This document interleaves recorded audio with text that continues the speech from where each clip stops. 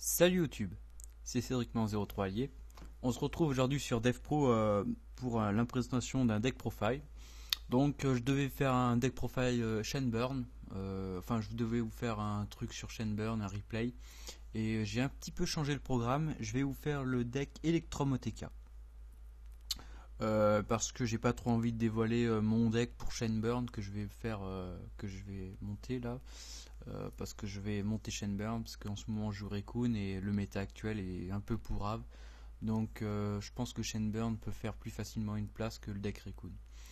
Alors aujourd'hui ça sera Electromoteka parce que j'ai refait une petite decklist comme ça et voilà, le deck tourne plutôt bien, c'est mon deck préféré et je l'ai maintes fois fait des decklists et puis voilà. Alors le deck a pas fait énormément de top, il a fait un top 16 au YCS Austin en mars 2013 et il a remporté le Dragon Duel de 2014 en Irlande. Donc pas vraiment des gros scores quoi, il n'y a pas extraordinaire, mais la loupe est vraiment extraordinaire. Je vous mettrai la vidéo de la loupe, j'ai fait une vidéo de la loupe OTK. Le deck est vraiment extraordinaire je trouve, et puis voilà, il n'y a rien à dire. Donc comme vous le savez, il y a un deck de structure héros élémentaire qui va sortir, qui est déjà sorti au Japon, et ça a un tout petit peu donné un coup de main au deck héros. Donc Electromoteka a un tout petit peu, a eu un petit peu de force en plus. Et donc voilà. Alors dans les deux decklists qui ont fait top, donc en Irlande et aux États-Unis, je me suis plus basé sur celle d'Irlande parce que vraiment les cartes elles jonglaient bien entre elles. Donc cette decklist que je vais vous montrer, elle se rapproche vraiment plus du champion des Dragons Duel en Irlande. Donc assez parlé, on va tout de suite passer par la decklist. Donc on va commencer avec les cartes nécessaires pour la loupe, donc un Clayman, une Bursinatrix, un Evian et un Bubbleman, donc pour invoquer Electrum. Donc voilà. Ensuite, un nouveau venu dans la tribu des héros élémentaires, Shadow Mist. Donc c'est un nouveau héros. Donc c'est un Dark. Donc je peux me permettre de mettre un Allure of Darkness. Donc ça permet de piocher. Puis en plus on peut les tutoriser vu qu'on joue 3 rotas. Alors son effet c'est que lorsqu'il est invoqué spécialement, on peut tutoriser un changement de masque. Et si Shadow Mist est envoyé au cimetière, on tutorise un héros élémentaire depuis son deck à sa main et ça ne peut pas être un Shadow Mist. Donc ça, cette carte là en 2 fois c'est super, c'est parfait. Une fois c'est pas assez parce que voilà, je joue à Dark Allure et puis 2 changements de masse pour que sa version Dark dans l'extra deck, et 3 ça serait un peu lourd je pense. Donc 2 c'est nickel. Toujours dans les héros élémentaires, le capitaine doré. Donc lui il va me permettre de tutoriser la gratte-ciel. Donc gratte-ciel c'est pas une carte extraordinaire mais bon ça permet de vider un peu son deck. Et donc par exemple c'est un combo, enfin ça permet de temporiser, mais lorsque lui va être détruit je vais pouvoir tutoriser mon capitaine doré. Et ensuite je vais pouvoir faire fusion miracle pour invoquer une élimination. Donc c'est vraiment assez sympa. Donc voilà, donc 2 capitaines dorés. Et pour terminer les monstres, donc il y a 11 monstres, 3 voitures cards, donc ça permet de faire la loupe plus rapidement, de faire du CA tout simplement, voilà. Donc ensuite, on va passer aux magies, donc je joue 20 magies, donc c'est assez gros, assez conséquent, mais c'est le bon nombre je pense, donc voilà. Alors, on va jouer 3 portails de fusion et 3 terraforming, donc ça sert pour faire la loupe. Donc 3 terraforming obligés parce qu'on joue Electromoteka, et ce deck là il faut il faut juste 2 cartes, donc c'est portail de fusion et activer chaîne matérielle. À partir de là tout est possible et je vous montrerai dans la vidéo comment on fait la loupe. Donc voilà, une gratte-ciel, donc ça je vous en ai parlé, 3 rotas, donc la decklist parce que je me base beaucoup sur les decklists. Donc jouer 3 rotas et on pourrait aussi jouer des E appel de détresse. Donc déjà j'ai pris rota en x3 et pas E appel de détresse parce que je trouvais que ça mettait plus dans l'ambiance du deck.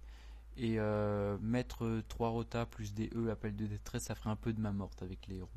Donc c'est pour ça que j'en ai pas mis. Donc 3 rotas c'est pas mal.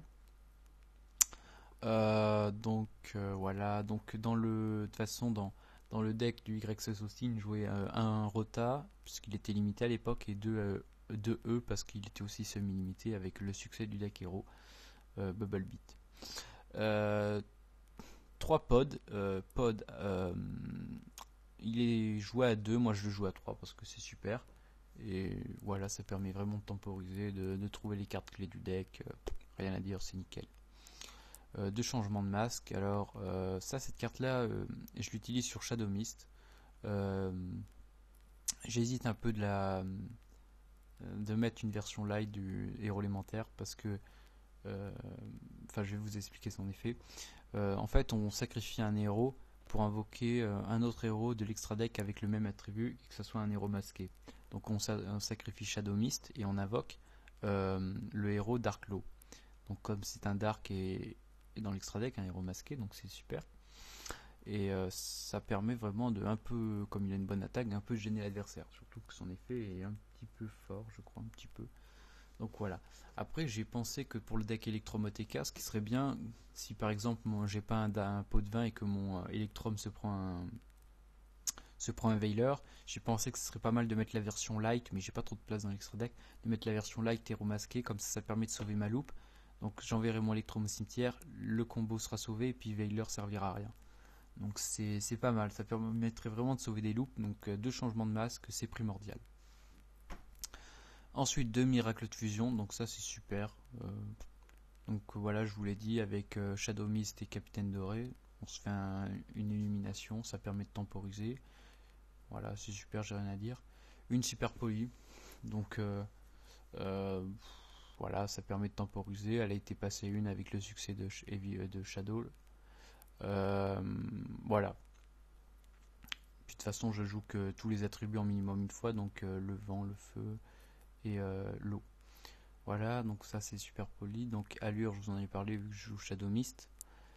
Et un jour de paix, parce que jour de paix ça permet de temporiser. C'est pas une carte qui est jouée traditionnellement dans le deck Electromoteka, mais je trouve qu'elle a sa place. Elle a vraiment sa place. Donc voilà. Donc pour les pièges, il y en a 9. Donc 3 chaînes matérielles. Cette carte me permet de faire la loupe, donc évidemment 3 fois. 2 Dark Bride pour sauver l'OTK. Donc par exemple, si on se fait un typhon sur le portail, Dark Bride va pouvoir y remédier. 2 chaînes démoniaques pour contrer Winda. Voilà. Ensuite, un compulse et Solemn Warning parce que Torrential et Bottom n'ont plus de succès dans le méta. Donc ça reste les deux meilleurs staples. Donc voilà pour le main deck. Donc je pense que ma decklist est vraiment très très bien faite. Voilà. Alors on va passer maintenant à l'extra deck. Donc 3 Electrum. Donc son effet c'est que lorsqu'il est invoqué spécialement, on peut envoyer dans le deck tous les cartes retirées du jeu dans le deck de leur propriétaire. Donc x3 obligé. 3 illuminations. Donc lui c'est évidemment pour le combo. Voilà. 2 Gaïa, donc un pour la super poly et un autre pour le combo. 2 Escuredo, donc un pour la miracle fusion et un autre par exemple si on est contre un Evil Swarm. Donc s'il a Winda, on peut essayer de contrer avec super poly. Un 0 absolu, donc si on est contre un Mermaid, donc pour super poly. Nova Master contre un Fire Fist ou un Boxer. Et Gwit Tornado contre Harpy par exemple, comme c'est un vent. Alors ensuite Dark Law, donc son effet c'est que lorsque l'adversaire ajoute une carte depuis sa main ou pioche une carte, il ajoute à sa main depuis son deck, et ben il banne une carte, donc du coup il fait pas trop de CA quoi. Donc voilà. Et puis évidemment Gustav Max pour la loupe, c'est primordial, c'est super fort. Une, c'est largement suffisant. Pour le side deck, alors je joue 3 lumières sacrées, donc anti-dark. Donc l'adversaire ne peut pas attaquer, ne peut pas invoquer, et je prends aucun dommage par des monstres dark. Donc, et leurs effets sont annulés. Non, leurs effets, mais bon, il peut rien faire. Et puis, comme j'ai des staples pour un peu remédier à Winda qui me permet de limiter mes invocations spé, je peux largement gérer Shadow. Ensuite, de maxer, donc pas 3 parce qu'après ça fait des mains mortes, ça fait c'est un peu lourd. Voilà, max x2 comme dans le side du YS Austin. Ensuite un Raigeki et un Darkhold, donc pas en main deck évidemment parce que Shadow fait des ravages en tournoi et contre les cartes, les decks Clifford ça va servir à rien. Donc en side. 3 MST, donc contre les cartes Decree Royal, Skill Drain, des cartes un peu gênantes. Donc évidemment 3 en side. 3 systèmes HH, donc lui il va être servir évidemment contre Clifford qui va arriver dans le méta, donc c'est super fort. Et 2 chaînes disparition en chaîne, ça c'est pour contrer Burning Abyss. Donc voilà, j'espère que la decklist vous a plu. Moi elle me plaît beaucoup, c'est vraiment un deck que j'espère vraiment jouer un de ces jours. Donc voilà, alors likez ma page Facebook, mettez des j'aime et je vous dis à très bientôt. Allez, à plus.